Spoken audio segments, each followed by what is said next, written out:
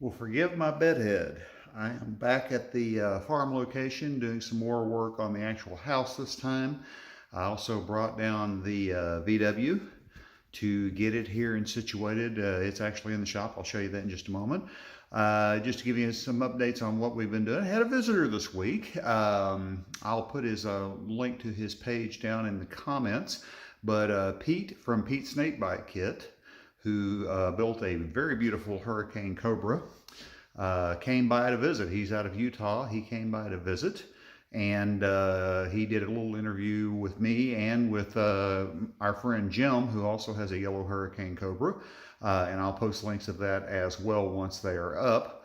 Great guy, really nice visit we had with him, talking cars, of course, the ins and outs of the Hurricane Cobra. He actually was one of the biggest considerations I had. I watched his channel prior to buying my Hurricane, and he was, in his videos and overview of the car, was a large, had a large part in me determining to buy the Hurricane as opposed to multiple other kits that are out there. So I'll show you a little bit of footage of that and post the links, of course. But as far as what I'm doing this weekend, well, let's take a look. More cleanup generally in the house. Got a bed in here. That's where I slept last night. So the good news is no more hotels. We can come up here on weekends and get a lot done. Got a little bit of furniture moved. But the main thing is I managed to get the rough part of the flooring downstairs completely installed. Now, of course, I've still got the quarter round and the trim to put down. This is my first time to ever attempt to do this, so it's got some rough edges, of course, but overall I'm very happy with it. This room was pretty tricky with all of the cuts and corners and everything, but we got that done. This room in here, got the floor done, and like I said, as you can see, it still needs the trim and the quarter round and everything. As far as in this room up next, coming down in a couple of weeks, got a brand new range and a brand new refrigerator to put in, and we're going to be putting new countertops in and replacing these rather horrendous red handles as well. So we're going to update the cabinets, get the cabinets painted, new countertops and such. But this floor here, as you can see, got it all the way back. I decided to leave the old linoleum in this bathroom here for future reference, and I decided to stop the floor there. And I'm going to put a transition because that is the laundry room back there, and I don't want to risk anything getting wet. This room here, of course, I got to put a transition there, but that room already had one done. But as you can see, much better than the old linoleum. So I'm pretty happy with the way this turned out. I'm sure you might leave some comments about what a crappy job I did, but I'm happy with it, and it is the first attempt I ever had to do anything of this nature. So overall, I have no complaints.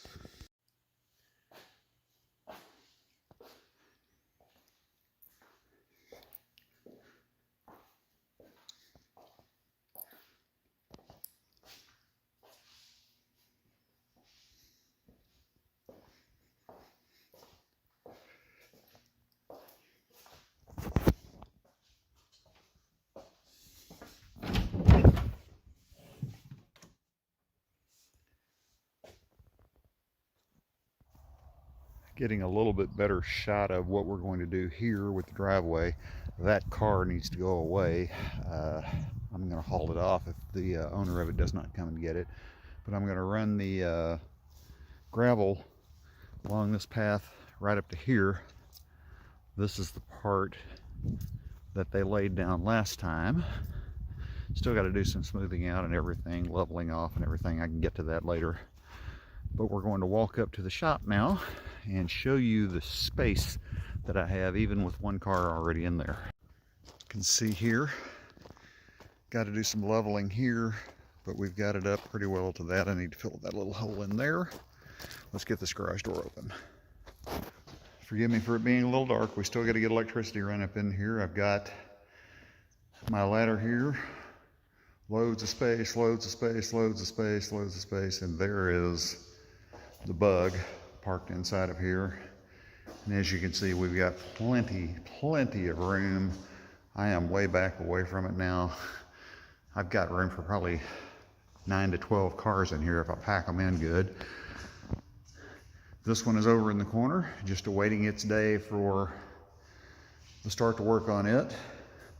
But as you can see, we've got plenty of space. Over here, these boxes, these are electrical boxes, electrical outlets, light switches, cable, everything I've got to do to start hanging the lights. So I will get to work on that very, very soon. And this, of course, is the electrical box. That right there is the door and the guards for that. I've got my ground bar hooked up. I've got to hook up that ground wire, but I'm still low a couple of things. There's some of the breakers that I'm going to use. So on the next trip down, my plan is to start stringing wire, put up the lighting fixtures, and I haven't made up my mind yet. I'm going to run some insulation and some sheetrock. I may do that first and just run the electrical outlets on the surface with some conduit there. It'll be exposed, but this is a garage. It's not a show place. It'll look good enough.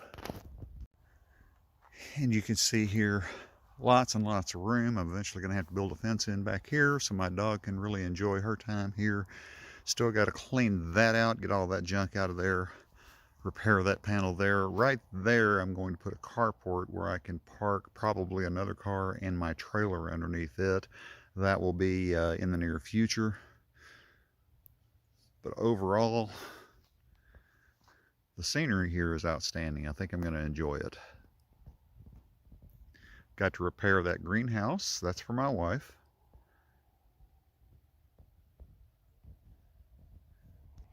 Now, as far as what is next, I'm about to journey to a family residence, which is on my way back to Dallas, about 3.5 hours away. I'm going to do a little bit of fabrication to mount my winch on this trailer